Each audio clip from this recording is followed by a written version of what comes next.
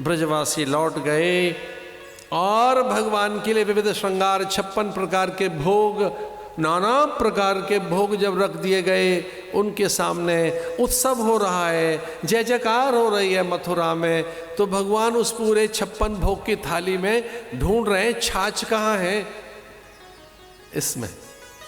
तो पूछा था देवकी ने कि इतने व्यंजन, पकवान, मिष्ठान, इतने पदार्थ, इनमें ढूंढ क्या रहा है कृष्ण, ढूंढ क्या रहे हो? उन्होंने कहा माँ मैं ढूंढ रहा था वो छाछ कहाँ रखी है, गौरस कहाँ है, माखन कहाँ है, मिश्री कहाँ है।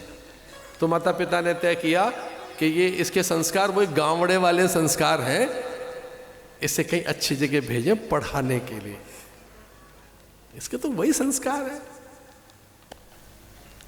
हम वहां भेज दें गाढ़ी कमाई से। कहाँ भेज दें? पूरा भारत एक सपना पाले बैठा है, बालक अमेरिका चला जाए, कनाडा चला जाए। कुछ तो वहां से आ भी गए अच्छे संस्कार लेकर, विचार लेकर, पूरी धरती पर किस तरह से टेक्नोलॉजी लेकर आए, और ये एक अच्छा प्रदर्शन तो किया है भारतीय बालकों ने विदेशों में।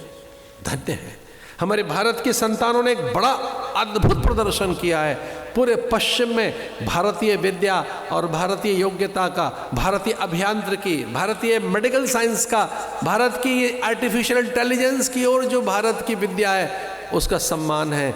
मैं आपको बहुत एक विस्मयकारी बात बता रहा हूँ, पूरे अमेरिका और कनाडा में, यूरोपियन कंट्रीज़ में, ऑस्ट्रेलिया, न्यूजीलैंड में और संसार के किसी भी देश में सर्वाधिक योग्य कोई व्यक्ति माना गया तो भारतीय है।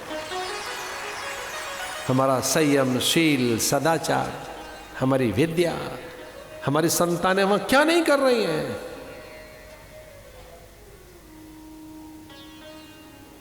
उज्जैनी में भगवान गए विद्या अध्ययन करने के लिए। जीवन में 3 ही कार्य बताए गए शास्त्रों के अनुसार, चौथा नहीं। जीवन में 3 काम होने चाहिए। पहला है ज्ञानार्जनम, मनुष्य अगर है तो मनुष्य पहला एक काम करे, ज्ञानार्जनम।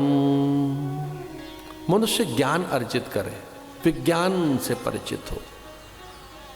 वो भौतिकीय विज्ञान क्या, रसायन विज्ञान क्या, पदार्थ का विज्ञान क्या, अभियांत्रिकी ज्ञान क्या, चिकित्सा और मनोविज्ञान क्या, तो वह अपनी योग्यता जगाए और ज्ञानार्जन करे। मनुष्य को ये उपदेश है कि वो पहले ज्ञान का अर्जन करे, साहित्य का, संस्कृति का, विद्या प्राप्ति करे। विद्या से ही उसमें पूर्णता आएगी। ये बहुत गहरे अनुभव की बात बता रहा हूं मैं आपको कि जिनमें विद्या नहीं होती, उनके पास बहुत धन हो तो भी उनमें एक अभाव बना रहता है। बहुत धन आ जाने के बाद, बड़ी संपदा, बड़ा पद मिल जाने के बाद, बड़ी प्रतिष्ठा मिल जाने के बाद भी उसे पता होता है लैक ऑफ नॉलेज, जो एक लैकुना है, जो एक हल्की सी कमी है, जो एक रिक्तता है, ज्ञान की जो रिक्तता है, ज्ञान का जो अभाव है, उसे खटकता रहता है। और वो पता है क्या कहता है, थोड़ा और पढ़ लेते तो कितना अच्छा होता, हम खिलौनों में रहे, हम सुंदर दृश्यों में उलझे रहे। ये एक बहुत बड़ी रिक्तता उस व्यक्ति के पास रहती है जिसके पास ज्ञान नहीं है। जो ज्ञान है वो अलौकिकता को प्रकट करता है, जो ज्ञान है वो पूर्णता लाता है। ज्ञान हमारे अधूरेपन को, अभाव को, अल्पता को मिटाता है। यौ वही भूमा तत्सुखम। शास्त्र कहता है जैसे ही ज्ञान आएगा, विद्या आएगी, तो आप में से अल्पता चली जाएगी, अभाव चला जाएगा। इसलिए सबसे पहले क्या करो, ज्ञानार्जनम। माता पिता से ज्ञान, महापुरुषों से, सत्पुरुषों से, ज्येष्ठ जनों से, उनसे जो अनुभवी हैं। इसलिए कहा गया कि जीवन में श्रोत्रिय ब्रह्मनिष्ठ महापुरुष की सन्निधि होनी चाहिए। आपके जीवन में श्रोत्रिय ब्रह्मनिष्ठ महापुरुष आए, इसलिए ज्ञानार्जनम, मनुष्य को 3 ही काम बताए गए। मनुष्य हैं हम, हमको 3 काम बताए। पहला ज्ञानार्जनम, ज्ञान अर्जित कर लो। दूसरा धनार्जनम, धन कमाओ। धन भी होना चाहिए, आपके पास अर्थ की भी प्रचुरता हो, अर्थ भी हो। अगर ज्ञान आ गया है और धर्म आया है, विवेक आया है, सद्विचार आया है, तो अर्थ भी अच्छे तरह से ही आएगा। अर्थ पर भी नियंत्रण करने की आपको योग युक्तियां प्राप्त हो जाएंगी। तो पहला है ज्ञानार्जनम, दूसरा है धनार्जनम, और ज्ञान के बाद अगर धन आ गया है तो तीसरा एक और काम है, चौथा नहीं है। फिर तीसरा कौन सा है? पुण्यार्जनम, फिर सत्कर्म करो। पुण्यार्जनम, अर्जन शब्द यानी कमाओ। एक जगह तो ये धर्मार्जन शब्द आया, महाभारत में आया। अर्जन, अर्जन माने कमाई, धर्म की कमाई कर लो।